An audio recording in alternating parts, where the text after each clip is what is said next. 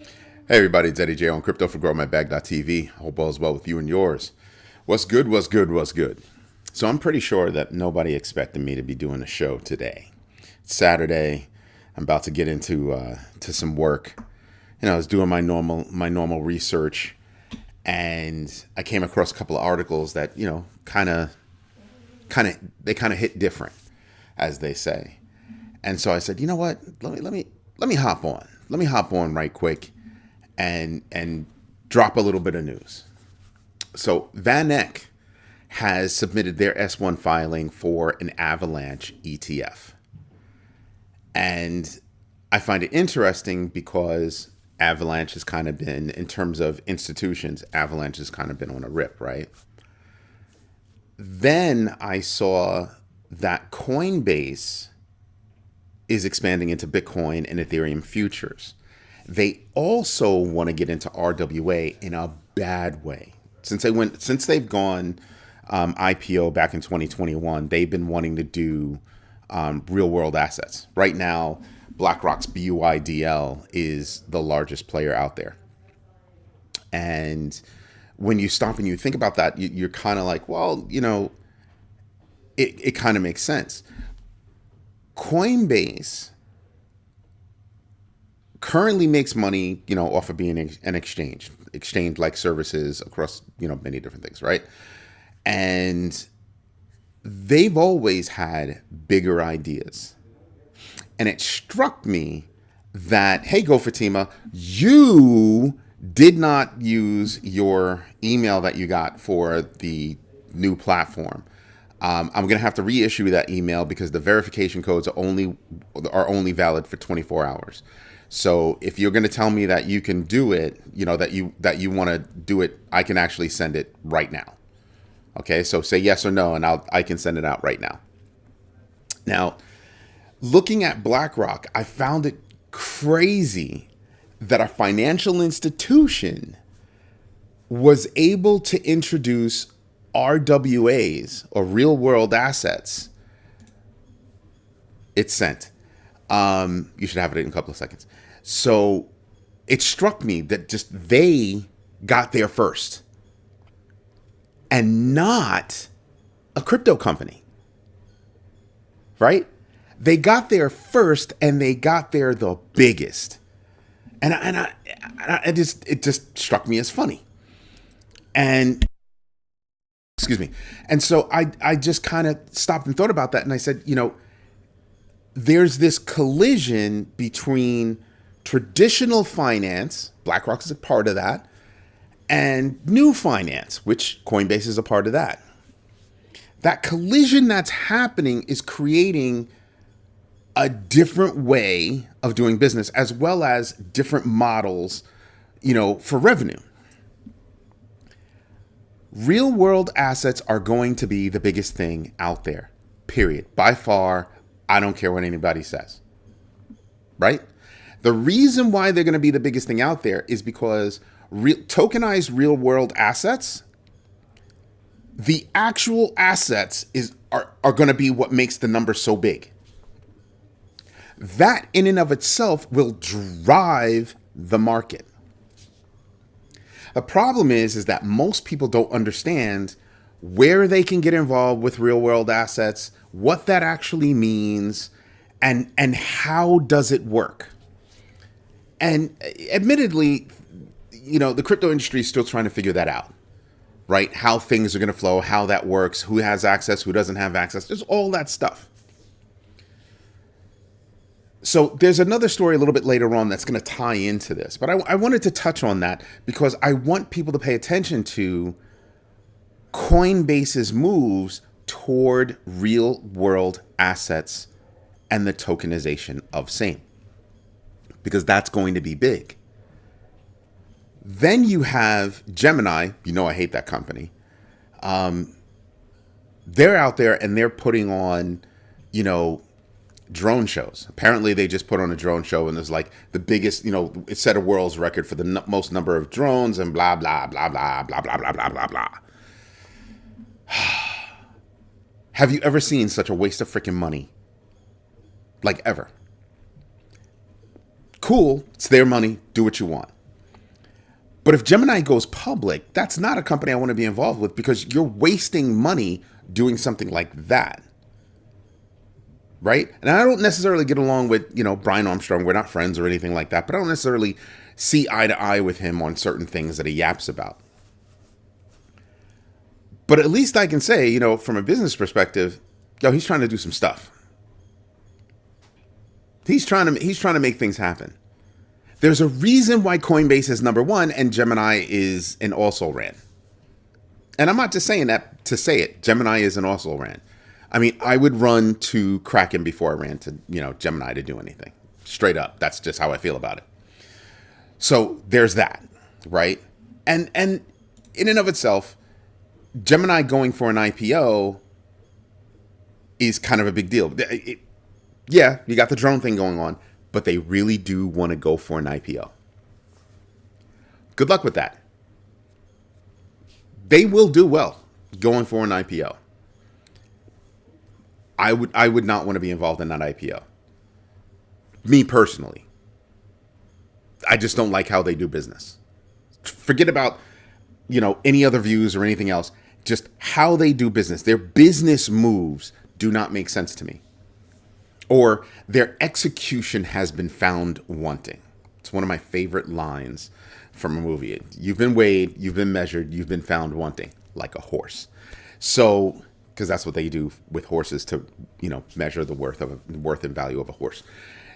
And so when I look at Gemini, to me, they're an also-ran, and they've been found wanting.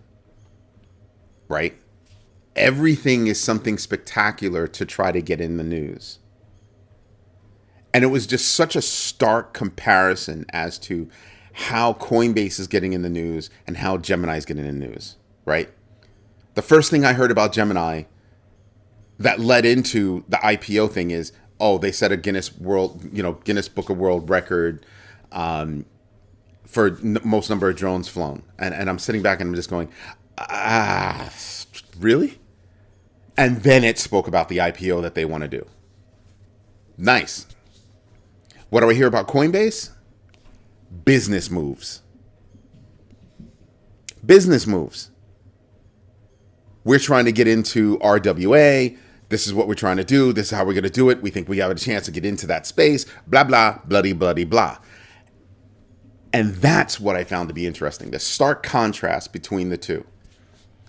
Number one, and also ran.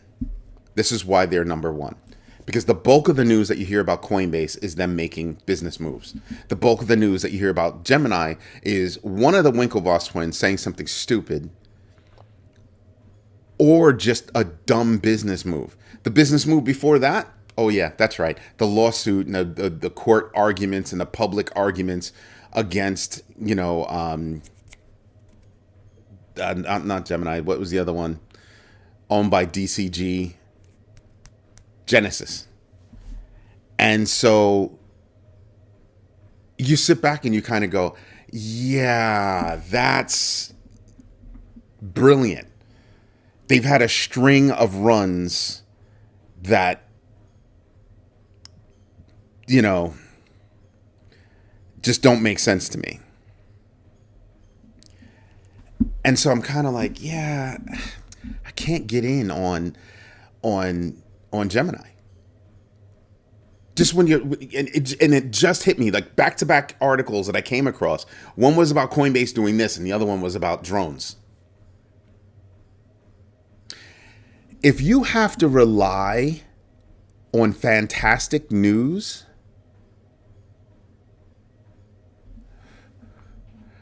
then you're not doing it right.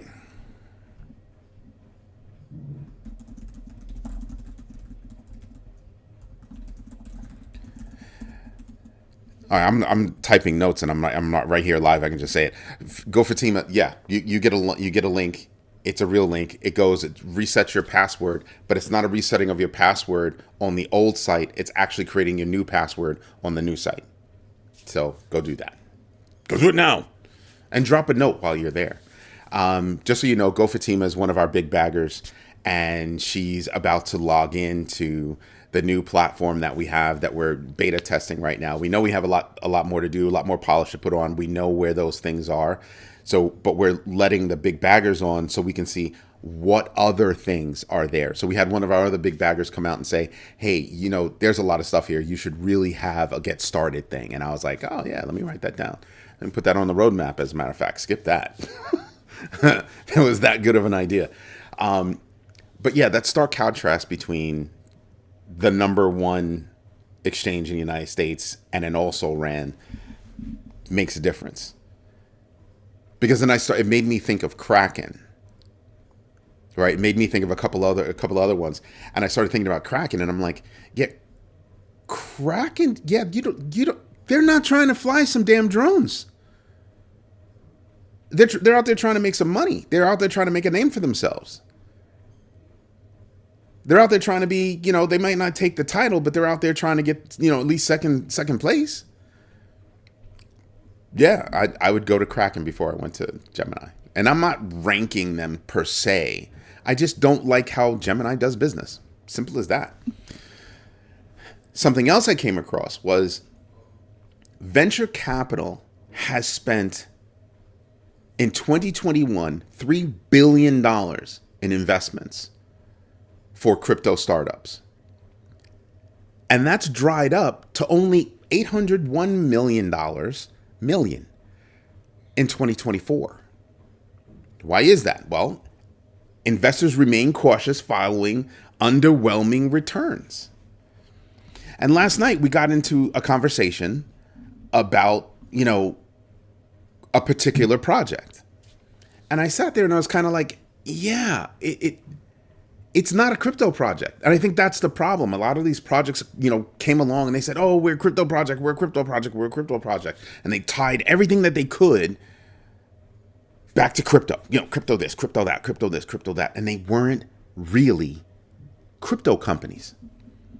Like, I wish I could work with some of these VCs just so I can, like, look at some of these companies with them and help them better evaluate these companies.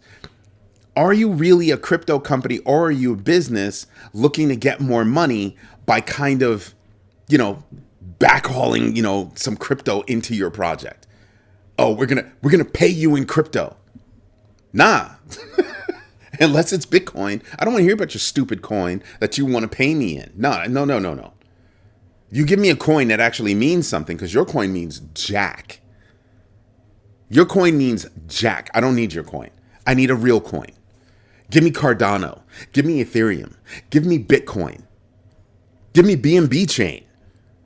Feel me? Give me a coin that means something, because I don't need you and your new coin that you're just giving away, right? For nothing. Go Fatima, leave me a note. Leave me a note on the platform that you're in. Say hello. Peep some of the articles. Yes, we have to refresh, but peep some of the articles. So when I sit there and I think about that, I'm just kind of like, like, what are some of these companies doing? There are crypto projects, okay? Born in crypto, about crypto. Then you have these companies that are just trying to leverage the popularity of crypto the same way they're trying to leverage the popularity of AI, which doesn't actually exist. And just from a technologist perspective, doesn't actually exist. And the one that says big baggers go Fatima, that's the only big baggers can see that, by the way. So drop a note there. Drop a note anywhere. Just say hello. So when I look at these things, I'm kind of like, yeah, awesome. Thank you, Go Fatima. And you start to realize that, yeah, we're going to reply back to that. Thank you so much. We have more coming. So I'm just looking at how things are. And like I said, there are three things that we teach. The GMB 3, do your own research, understand your exits and entries, your entries and exits, and absolutely invest deliberately. Those three things. And you have to do them in order. You cannot do them out of order and have them do any good for you. You must start with investing in yourself. I ask everybody involved with Grow My Bag, I ask the whole community to invest in themselves by taking a minimum of 15 minutes a day doing investment research. That's what I do. So the new thing that I'm going to be asking everybody is, did you invest in yourself today? Did you invest in yourself today? And it means, did you do at least 15 minutes of research in investment? That's the big deal. That right there is the big deal. Why is that? The first investment that you will ever make is in yourself. And I haven't gotten into this deeply, but the reason why I'm flipping everything to be investing in yourself so that you really understand where I'm coming from is because so many people out there don't understand their own worth. Let me repeat that. So many people out there do not understand their own wealth, even from their own perspective. When they go look in the mirror, they do not understand what they are worth. So, go do 15 minutes of investment research every day so that you start to understand your own worth. Because you're educating yourself in a space that can help yourself. So the benefit is ridiculously huge. It's tremendous. I was watching a show today, and actually, you know what? Let me get to that in a little bit because it ties into some news that I have going forward. Remember that guy who lost his computer, and he says that it's in this landfill, and he wants to go digging in a landfill to go find his money, like billions? Yeah, he lost. He's not going to be able to do it. 670. It's not billions. It's 676 million. Still, $676 million. And that's it. It's gone. Basically, $676 million worth of Bitcoin has now been deemed unrecoverable because he's not going to be allowed to go search that landfill for his computer. How would you find it? How would you find it? You go through the landfill with a giant magnet to pick up all the computers, but then that wipes out the hard drive that's in it? It means you have to go through it by hand. Where are you going to get the people to go through it by hand? Imagine the number of people that you'd have to hire to go through it by hand. How far down the landfill is based on how long ago his computer wound up in the landfill. Yeah, that right there. And that's if it wound up in the landfill. What happens if there was some industrious, sanitation worker that decided, oh, there's a computer. I like fixing things and making money off of them. I'm going to take this computer home and fix it up. Take it home. There's a hard drive. I look on there to see what's there, or I don't. I just zap the hard drive and don't have to buy a hard drive. It's there. Boop, boop, boop, boop, boop. And here's a computer. I sell it for 50, 20, $100, whatever it was worth. So there's no guarantee that he would have found this hard drive. Talk about being at wit's end. Imagine being that guy. That hurts. Last night, Rick Ritchie brought up Representative Connolly opposing Trump's Bitcoin reserve bill. And I sat there and I was just like, he's 74 years old, and it doesn't seem like he really wants to learn about anything. Then I gave it more thought, and I said, what if he did his research and it's stupid? maybe we don't need a sovereign fund for something like that. And I started thinking, well, maybe this guy isn't so stupid. Maybe he's not so old after all. Maybe he actually knows what he's talking about. Then I turn on a show today and I listen to David Friedberg, billionaire, self-made billionaire. I don't agree with all his views, but he's really smart. And I listen to these guys because sometimes they say something that resonates. They say something that teaches me something. Because I'm always looking for the pearl of information. That's how I look at it all. I'm always looking for a pearl of information. And this billionaire, David Friedberg, he dropped this pearl. And I sat there and I was like, wow.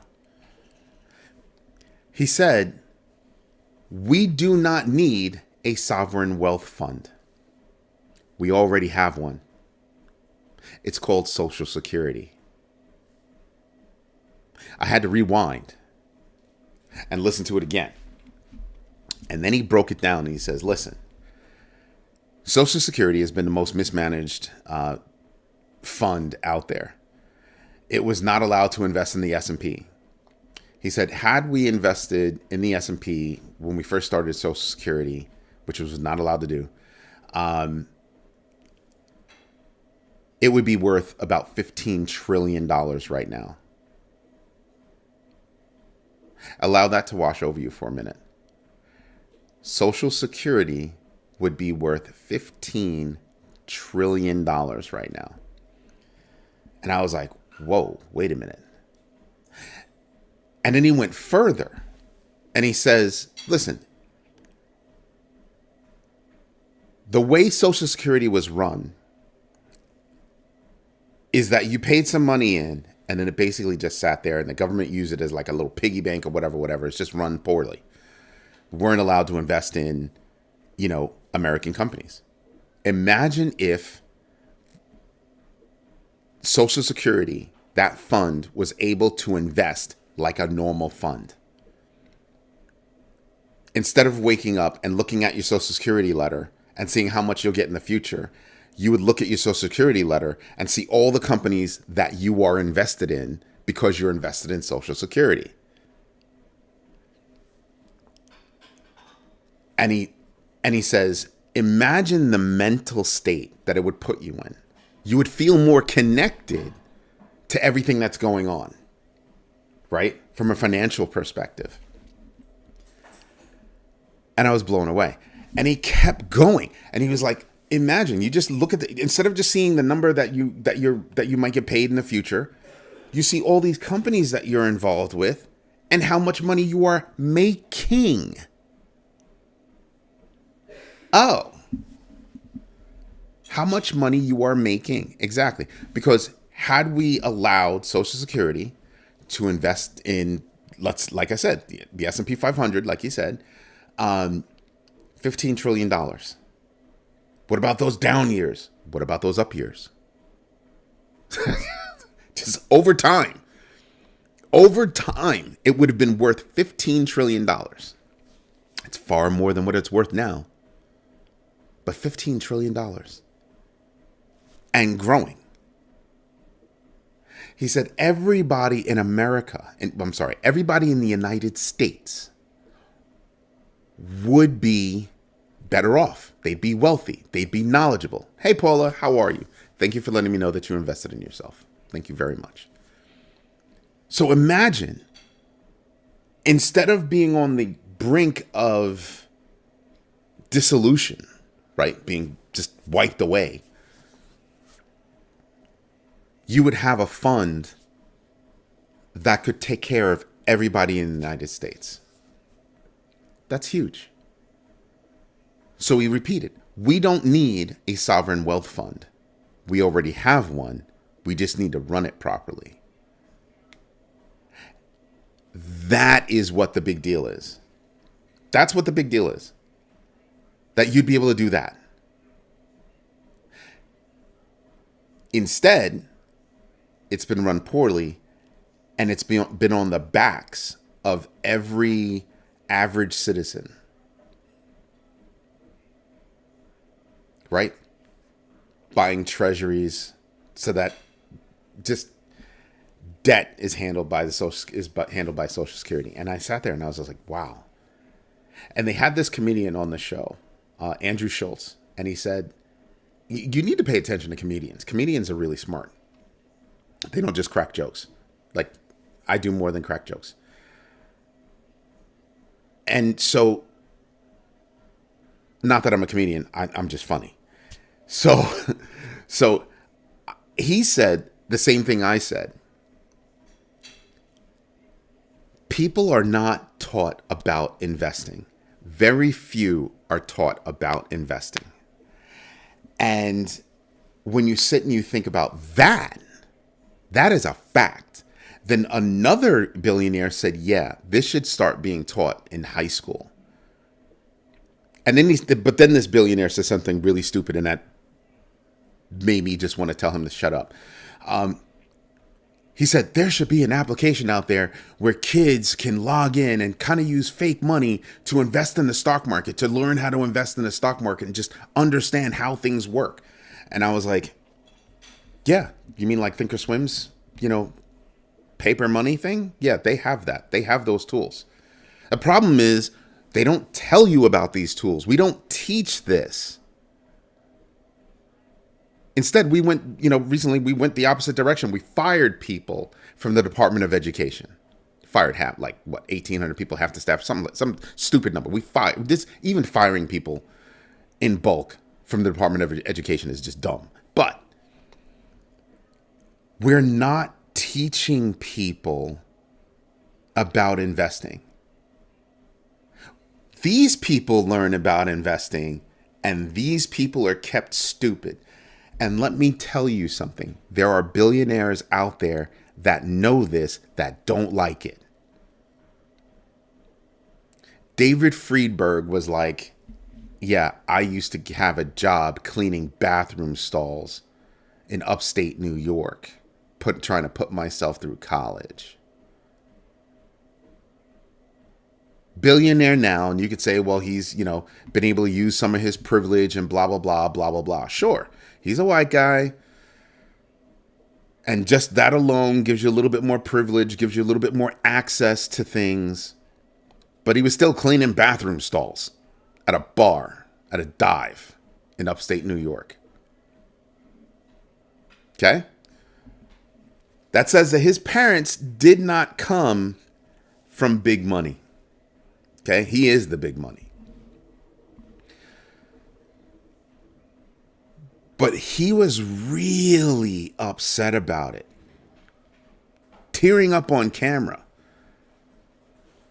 Because of that huge ass separation.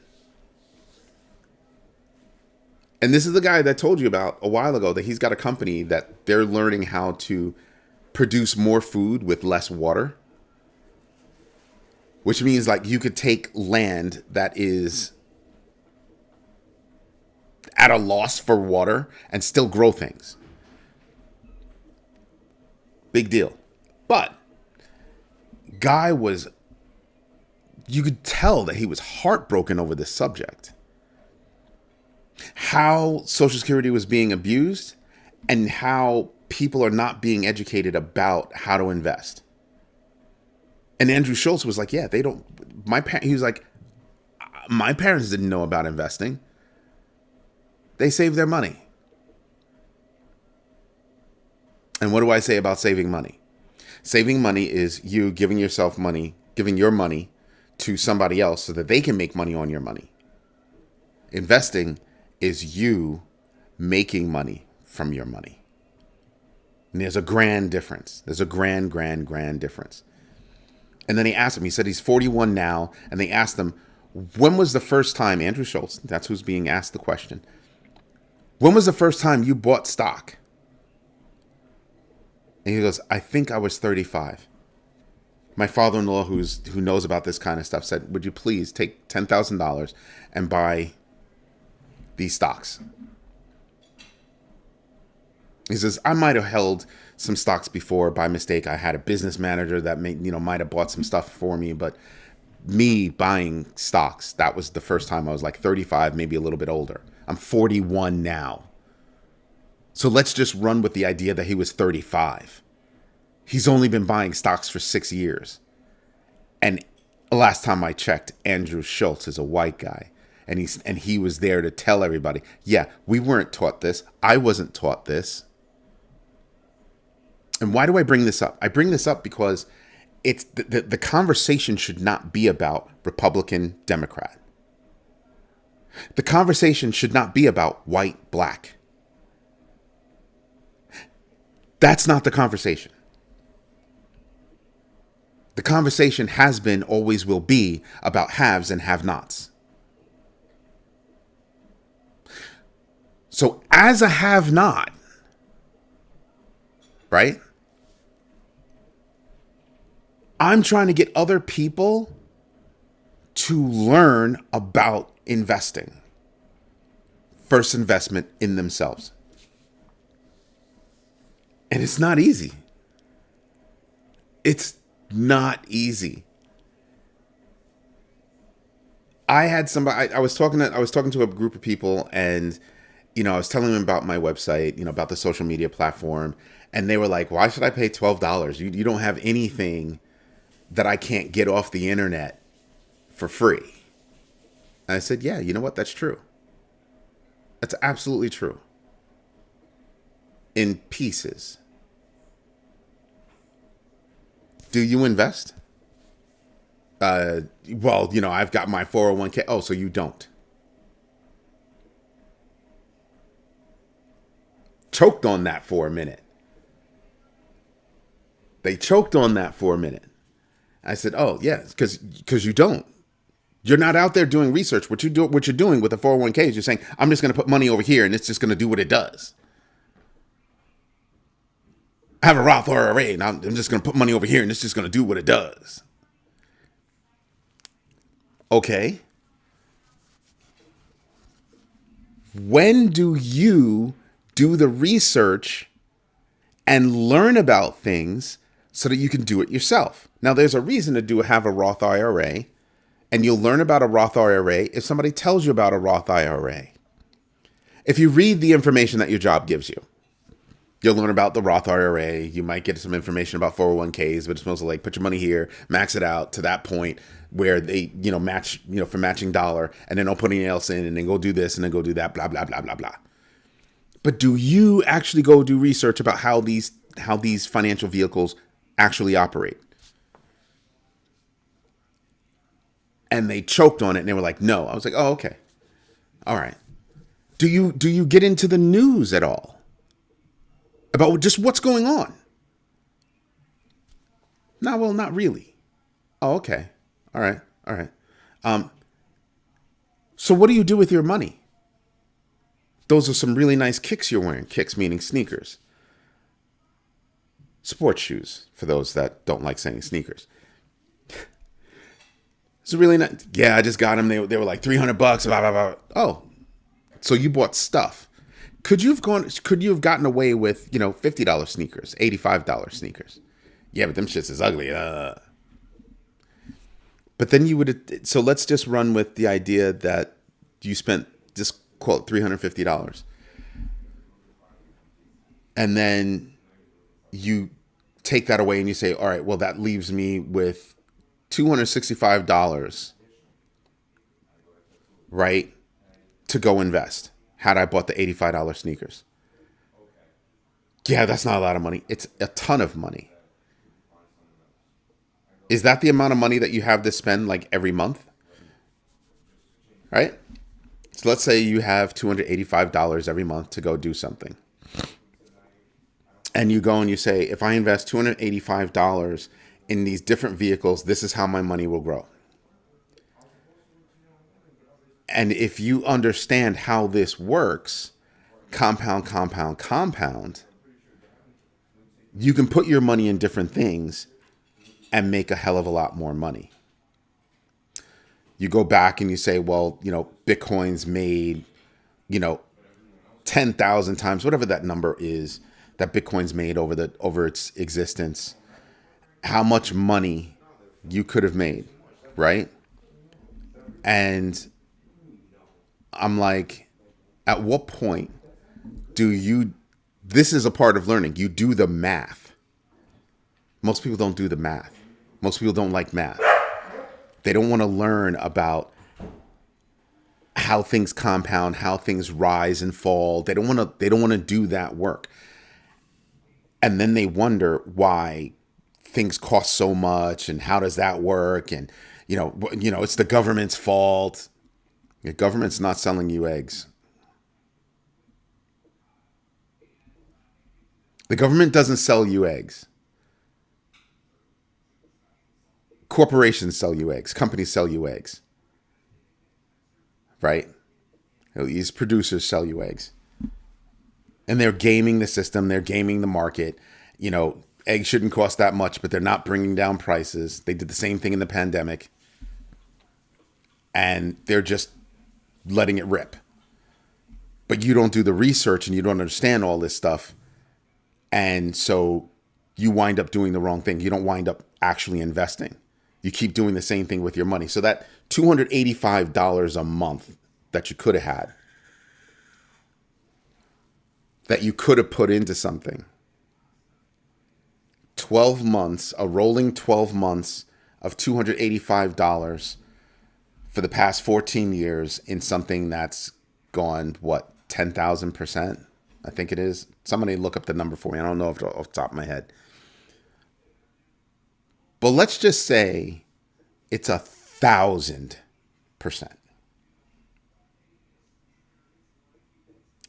It's far greater than 1,000. I'm just saying. But let's just go with 1,000. You multiply your money by 1,000, and that's what you could have had in the 2008, 17 years? In 17 years, you could have had this kind of money. But that number is not 1,000. That number is not 1,000. What's that number that you could have made had you put your money in the S&P 500 over that same 17-year time period? Put it in precious metals over that same, time period. Put it into Microsoft over that same time period. Get where I'm going? But you wouldn't know how to do that because they don't teach you that in school. You've got to go and you've got to find it. You've got to seek it out. So yeah, you can find information that I'm sharing with you around the internet. That's right. In bits and pieces here, there, here. I'm trying to give it to you all in one spot. Here's all the news that'll at least get you started so you understand what it is that you should be looking for. And here's a community of people that feel the same way, that they need to start investing, no matter how freaking old they are or how freaking young they are. I'm an old dude. My son is not. My son's still a teenager, and he's investing.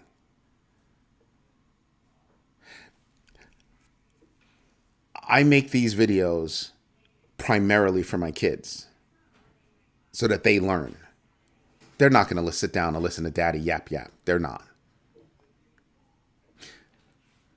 But they will sit down and watch a video, speed through it real quick, see what they can catch, boom. But at least that's what they're doing. How do I know? My youngest son told me, "Oh yeah, I catch your videos every now and then.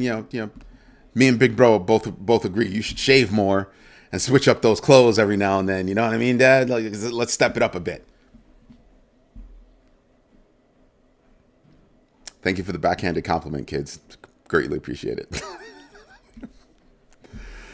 Kids are honest. But at least I know they're watching. At least I know they're doing what they're supposed to do because they both invest. And I don't mean sit there and put things in 401k or a Roth IRA or whatever. I mean, they invest. They invest in businesses. They invest in stocks. They invest in crypto. Pretty soon, they'll all be investing in real estate. These are my kids. This is nothing that they learned in school. School is not teaching them that. The high school they went to felt that it was more important for them to have mandatory swim class.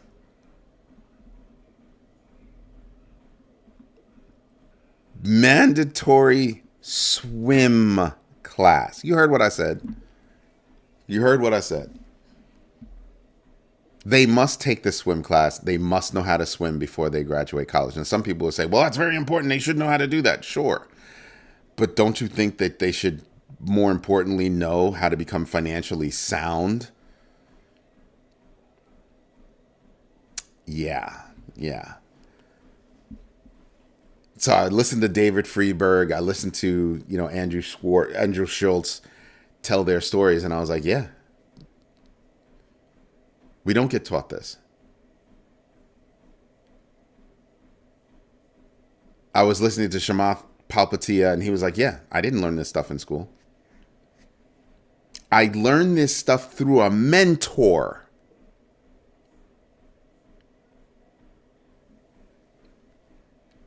They each had stories about how they were taught to do this research, how to invest in themselves by mistake, by freaking happenstance.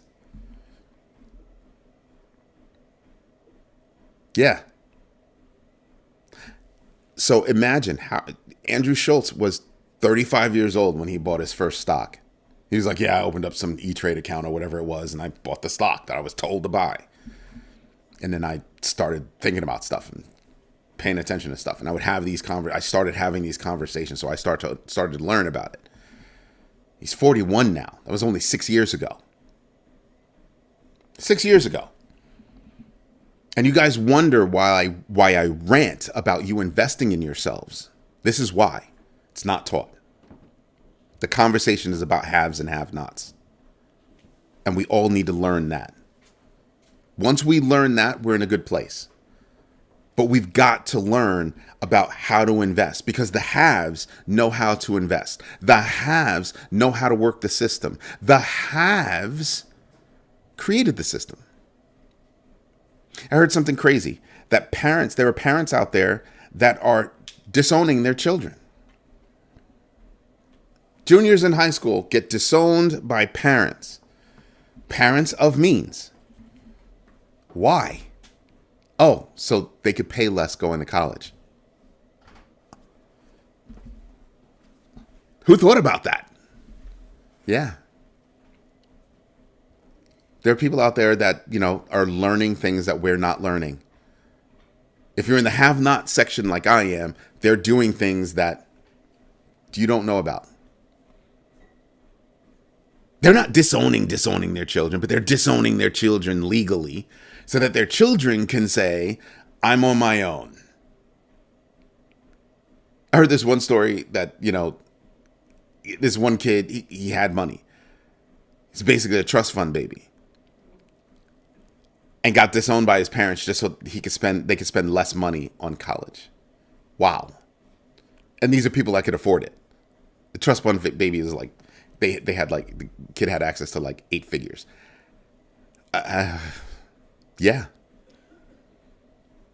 Because that does not show up as income for the kid has nothing legally, can fill out paperwork that says I have nothing legally and get financial aid.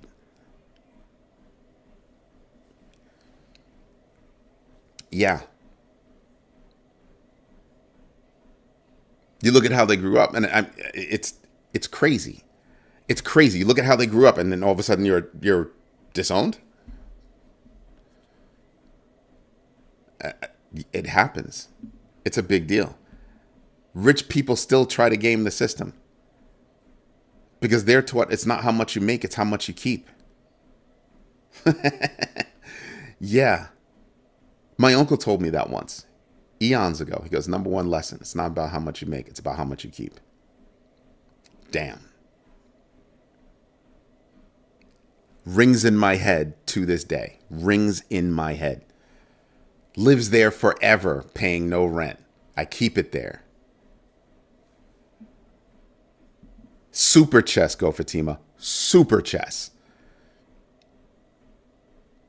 And then they graduate and they get their loads, oodles of money. They've got this education and boom, boom, boom, boom, boom. And they do the same thing in the office. They do that's a lesson they learn. They put it in their toolbox and they keep it moving.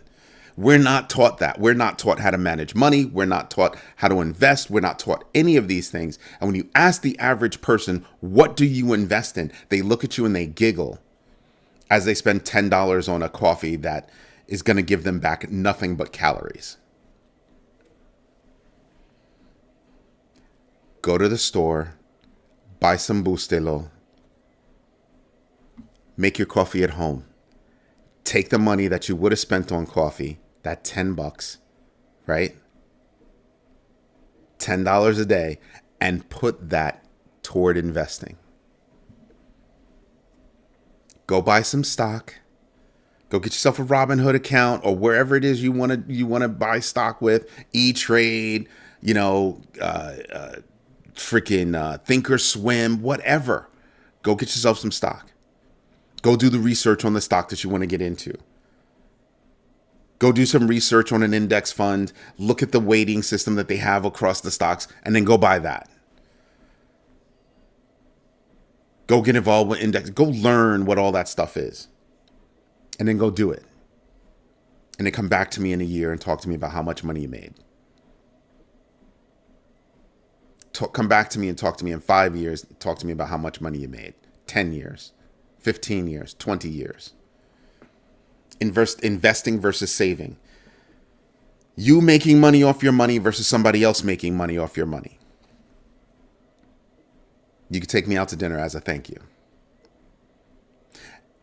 And then after that conversation, toward the end of that conversation, I looked at them all and I said, so for $12 a year, $1 a month, you're going to sit there and tell me I'm not paying $1 a month to have access to information and a community that is focused on nothing else other than learning about investing and teaching each other tips and tricks.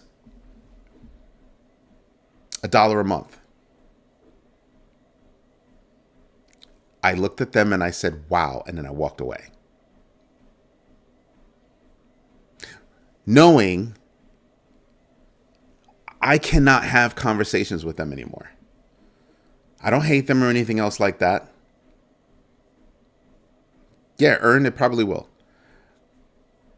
I can't have conversations with them. And I no longer have the time to have conversations with them.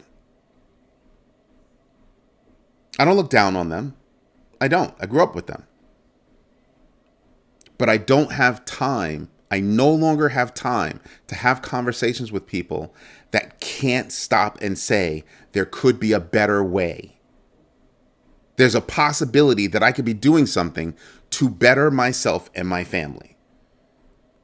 Let me take the 10 minutes to learn. Let me take the 15 minutes a day to learn, to invest in myself and my family to see if I can do better.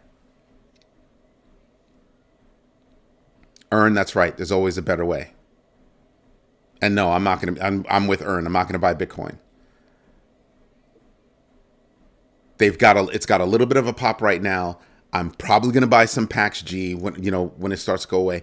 And when it's down here, then I'm going to buy some altcoin. I'm not against what he's saying. I'm with it. Right? I mean, I'm not totally going to, edge out on Bitcoin. I'm not totally going to be like, I'm not buying any Bitcoin. No. I'm going to have Bitcoin in my portfolio. But I'll tell you what, my holding wallet, I'm not going to touch those. I'm talking about my trading wallets. My trading wallets, that's pretty much what I'm doing.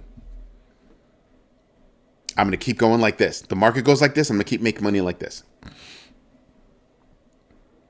Right now, there are good buying opportunities, but I'm not putting everything in right now. You sprinkle it in. You sprinkle it. Because it could go like this. Buy a little bit this level, a little bit this level, a little bit this level. I'm not trying to catch a falling dagger. Because on the way back up, I'm going to do the same thing. I'm going to buy. And I'm going to make more. I have different strategies for my holding wallet than I do for my trading wallets.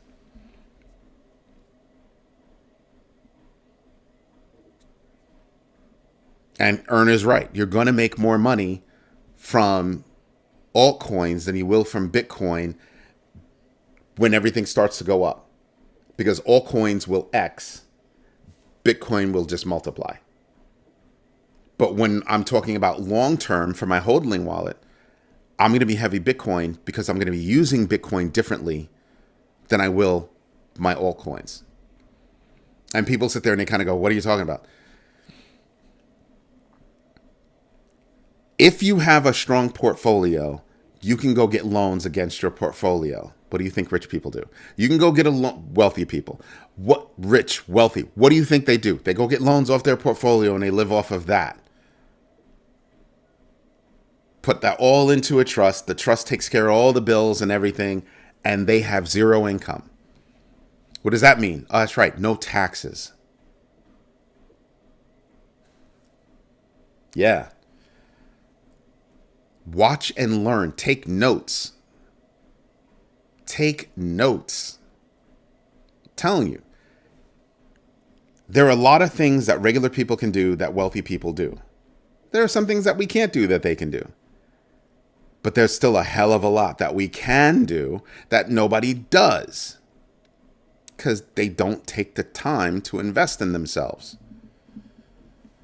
Do your own research. Understand your exits and entries, your entries and exits, and absolutely invest deliberately in that flipping order. Do not change the order. That's the GMB 3. Your foundation is investing in yourself.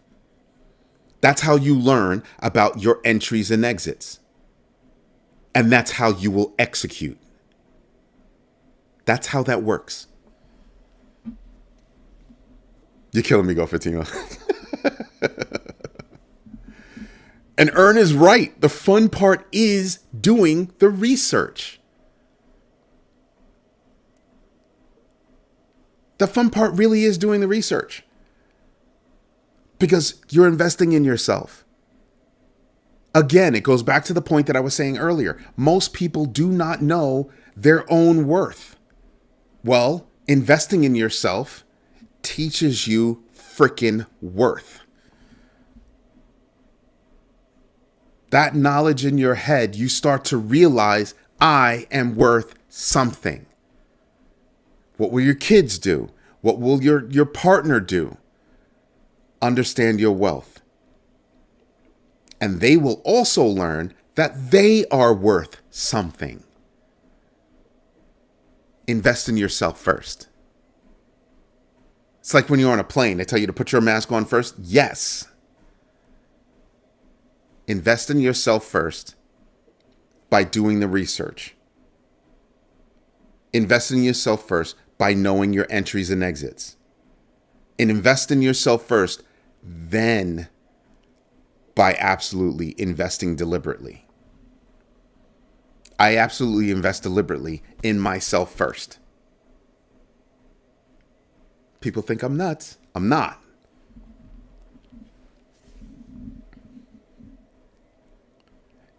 Ern says, you do have to pay sometimes for the information like news some may not know about.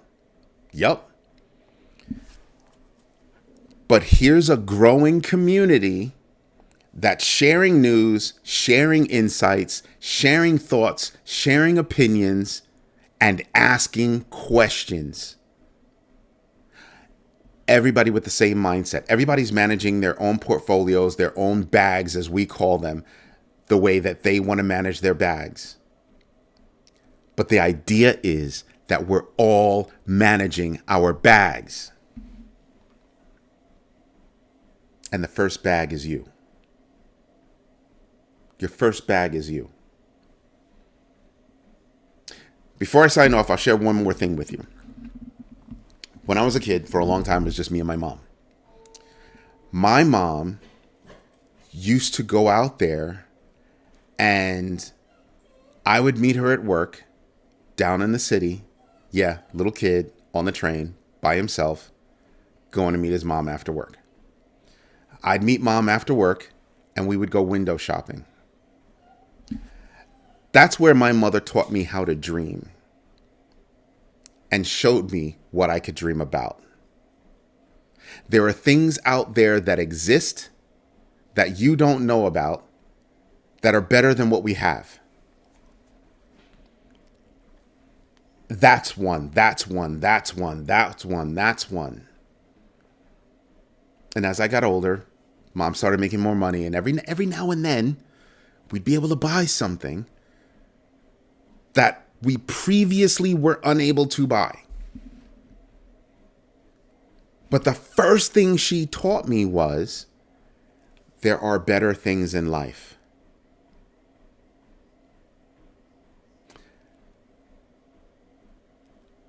We take the train and the bus everywhere, right? Or walk.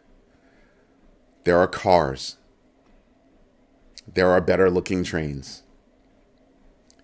There are taxis and livery services and all these other things that exist out there in the world. And my mother showed them to me, even when we couldn't afford them.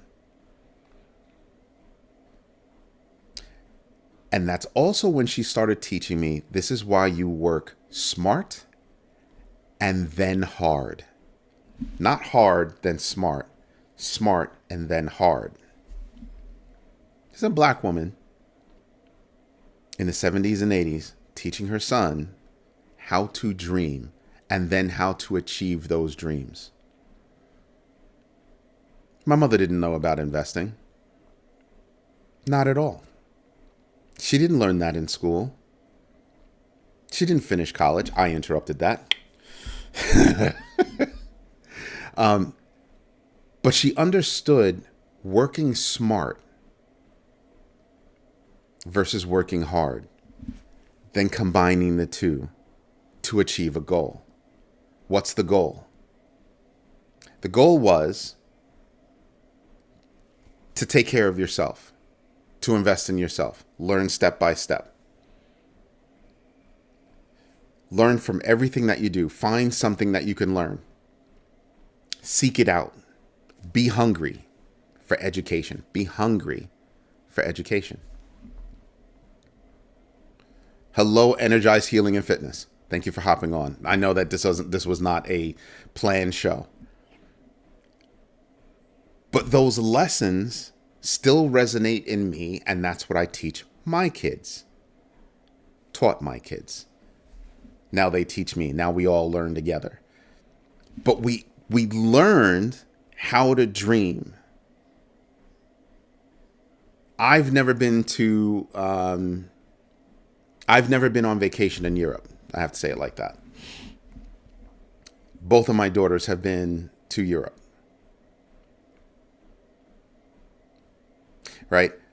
My oldest daughter went with her boyfriend just a couple of years ago, went to Spain, Italy, Switzerland, Austria.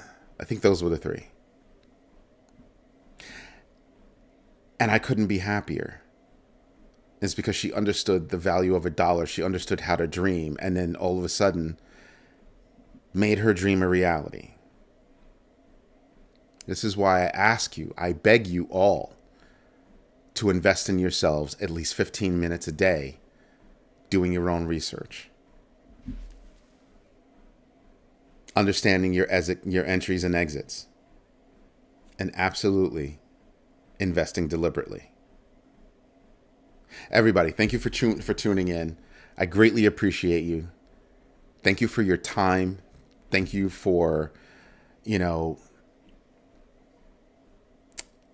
just being here. And most of all, most importantly, thank you for your trust. Thank you so much. Everybody have a great day. Bye-bye.